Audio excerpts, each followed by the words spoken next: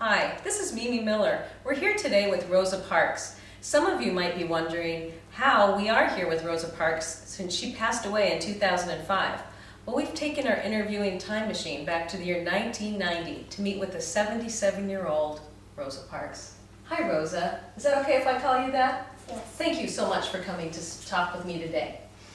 Can you tell me a little bit about your childhood? I grew up in Tuskegee, Alabama, and I was born February 4th, 1913. Tell me something about your childhood. I grew up mostly with my grandparents because we moved when I was 2, and I moved with my mother and brother. You had a brother. What's your brother's name? Sylvester. Sylvester. And so when you lived with your grandparents, were there any chores and things that you had to do, like kids have to do today? Well, I had to do more than chores. I had to work on the farm, my grandparents' farm, and I had to work in the cotton fields that were our neighbors. Oh, wow, that sounds like really hard work. Did you ever get married?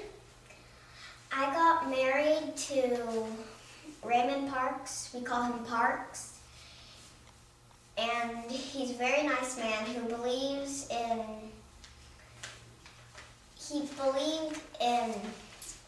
really that everything should be fair between everyone. That sounds like he's a really good man. Why are you so famous?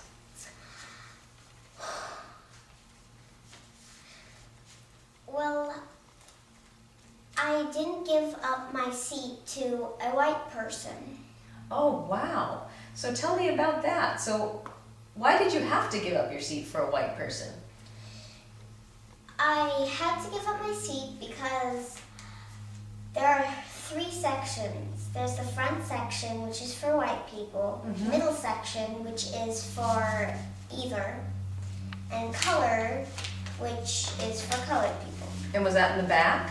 Yes. So if you got on a bus and you sat in the middle and a white person got on, what would you need to do? We'd have to stand up and give our seat to the white person. Oh, okay. So then what did you do that day that made you so famous? I just said no.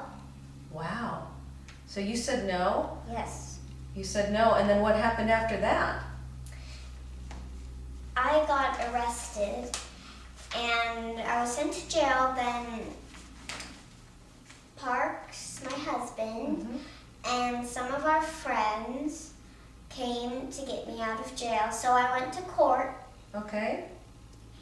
And we had to pay a fine for it, and I got out of jail.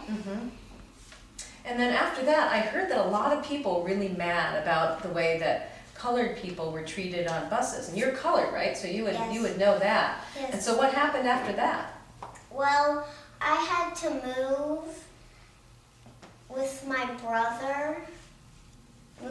my brother who was older then, and people still were very mad. So what did they do? They actually, some of them really wanted to kill me, and they didn't agree with the law, but they definitely agreed with the old law that You mean some of the white people, or who some didn't of the agree? white people. And so your friends and supporters, what did you do next with the buses? The buses, the law of segregation, there wasn't, they took it away. I think you forgot a piece of the story. Wasn't there a boycott? Oh yes, there was a boycott. So tell me about that. There was a boycott with, I was in it, and lots of other colored people, and Dr. Martin Luther King Jr. Wow, he's famous too. Yes. Yeah, and so what did you all do when you boycotted the buses? We didn't go on the buses because we thought the law was unfair, so we thought it was just going to be for a day.